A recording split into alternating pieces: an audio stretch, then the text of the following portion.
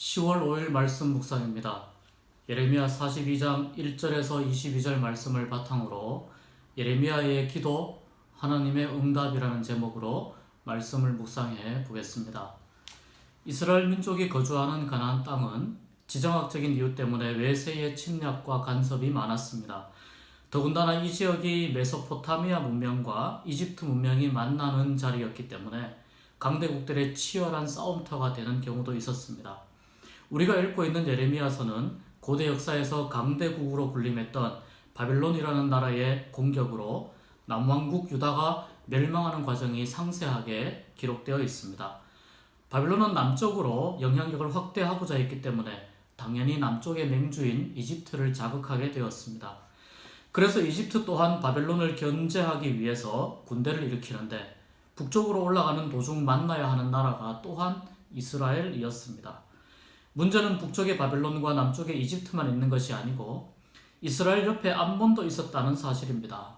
이 암몬 또한 남왕국 유다가 혼란스러운 틈을 타서 국가의 이익을 보기 위해 호시탐탐 기회를 노리고 있었습니다. 이런 상황 속에서 바벨론 왕이 이스라엘 백성들을 포로로 끌고 가면서 남아있는 백성들을 잘 다스리고 경제활동을 장려하며 민심을 수습하라는 의도로 세운 그다랴 총독이 암살당하는 일이 발생합니다. 이 내용은 조금 복잡한데 간단히 살펴보겠습니다. 바벨론의 느부갓네살 왕은 미스바를 중심으로 그다랴를 총독으로 임명하면서 남아있는 이스라엘 백성들을 잘 돌보아 주기를 기대했습니다. 정복지의 모든 백성들을 다 포로로 잡아갈 수 없는 노릇이기 때문에 현지에서 바벨론과 소통하면서 남유다를 다스릴 사람이 필요했던 것입니다. 그다랴가 바로 그 적임자였고 바벨론 군대의 사령관으로부터 풀려난 예레미야와 많은 백성들이 그다랴에게 가서 합류합니다. 그런데 이스라엘의 지도자는 이 그다랴만 있는 것이 아닙니다. 이스마엘이라는 사람이 있는데요. 그는 느다냐라는 사람의 아들로 왕족이었습니다. 이 왕족의 입장에서는 그다랴를 제거하고 자신이 왕위에 오르면 자기가 나라를 차지할 수 있을 것 같았습니다. 그런데 그다랴를 제거하는 것은 바로 그를 총독으로 세운 바벨론에 저항하는 것이기 때문에 쉽게 시도하지 못했습니다. 이때 기회를 호시탐탐 노리던 암몬 왕이 이스마엘에게 그다랴 총독을 제거할 것을 사주합니다. 일종의 암살 모의입니다. 그다랴에게는 충직한 장수인 요하난이 있었습니다. 이 요하난은 이스마엘의 속내를 훤히 들여다보고 있었습니다. 그냥 내버려 두면 그다랴 총독이 위험하니까 배신자인 이스마엘을 제거하겠다고 그다랴에게 허락을 구했습니다. 그러나 그다랴는 어떤 이유에서인지 허락하지 않았고 결국 밥을 먹는 중에 이스마엘과 그의 부하들에 의해서 암살당하는 비극이 발생합니다. 그다랴만 제거하면 나라가 자기 손에 들어올 것 같았는데 상황은 녹록지 않았습니다. 게다가 그다랴와 함께한 바벨론 사람도 죽였기 때문에 그는 신변의 위협을 느꼈습니다. 그다랴의 충직한 장수였던 요하난에게 오히려 민심이 결집하는 것을 본 이스마엘은 결국 자신에게 암살을 사주한 암몬으로 도망치고 말았습니다. 이러한 복잡한 상황 속에서 예레미야가 하나님의 예언자이고 그의 말이 옳았다는 것을 깨달은 요하난과 또 그의 장수들과 백성들이 예레미야에게 찾아옵니다. 그리고 이 나라와 이 민족을 위해 기도해 달라고 부탁합니다. 오늘 우리가 읽을 말씀 42장은 한치 앞도 예측할 수 없는 풍전등화의 상황 속에서 드린 예레미야의 기도와 하나님의 응답입니다. 요하난과 이 군대의 지휘관들 그리고 백성들은 예레미야에게 이렇게 말하며 기도를 요청합니다. 42장 5절 6절입니다. 우리가 당신의 하나님 여호와께서 당신을 보내사 우리에게 이르시는 모든 말씀대로 행하리이다. 여호와께서는 우리 가운데 진실하고 성실한 증인이 되시옵소서. 우리가 당신을 우리 하나님 여호와께 보냄은 그의 목소리가 우리에게 좋든지 좋지 않든지를 막론하고 순종하려 함이라. 우리가 우리 하나님 여호와의 목소리를 순종하면 우리에게 복이 있으리이다.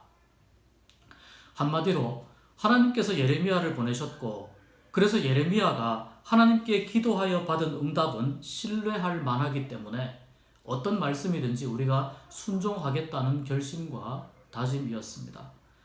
하나님은 이 긴박한 상황 속에 놓여있는 백성들에게 기도에 응답하십니다.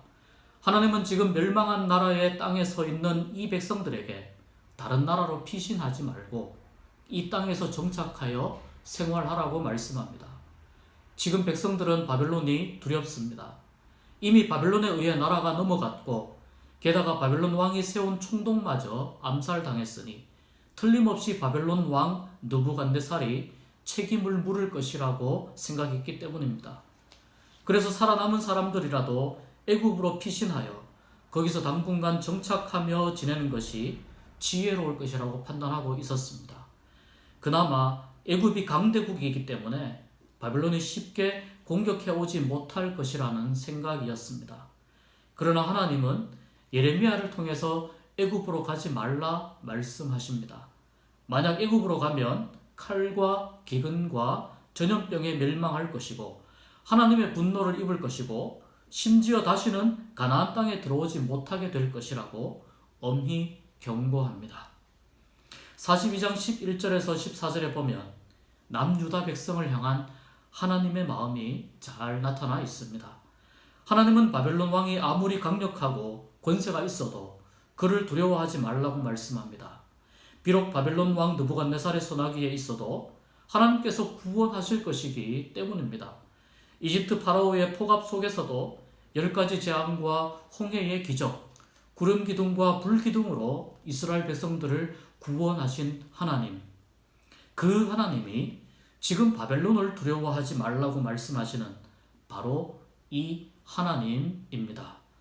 그렇다면 하나님께서 하시는 말씀을 듣고 믿는 것이 올바른 반응입니다. 게다가 하나님은 이스라엘 백성을 불쌍히 여긴다고 말씀하셨습니다. 심지어 바벨론 왕도 이스라엘 백성들을 불쌍히 여겨 그들이 다시 고향으로 돌아오게 할 것이라는 미래의 일까지도 말씀해 주고 있습니다. 비록 당장 전쟁도 막을 수 없고 양식도 풍부한 이집트로 가는 것이 좋은 선택처럼 보여도 그렇게 하면 두려움의 칼이 거기까지 미쳐서 이집트에서 죽게 될 것이라고 경고합니다.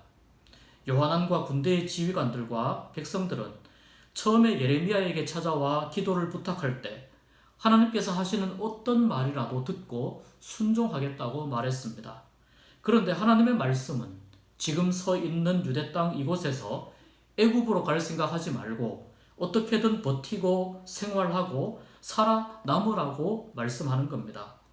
어떻게 반응했을까요? 내일 묵상할 말씀입니다만 살짝 맛배기로 말씀드리면 예레미야에게 기도를 부탁할 때의 태도와는 정반대의 태도를 보입니다. 그들은 이미 애굽으로 가기로 결심한 것 같습니다. 그래서 예레미야에게 너는 거짓 선지자이며 내가 하는 말도 하나님의 말이 아니라고 우깁니다. 그리고 결국 애굽으로 가기로 결정합니다. 오늘의 말씀 속에서 저는 인간의 나약함과 연약함과 악함을 느낍니다. 시대가 너무 어수선하고 복잡하기에 무엇이 옳은 것이며 바른 선택인지 판단하기 대단히 어려운 상황입니다.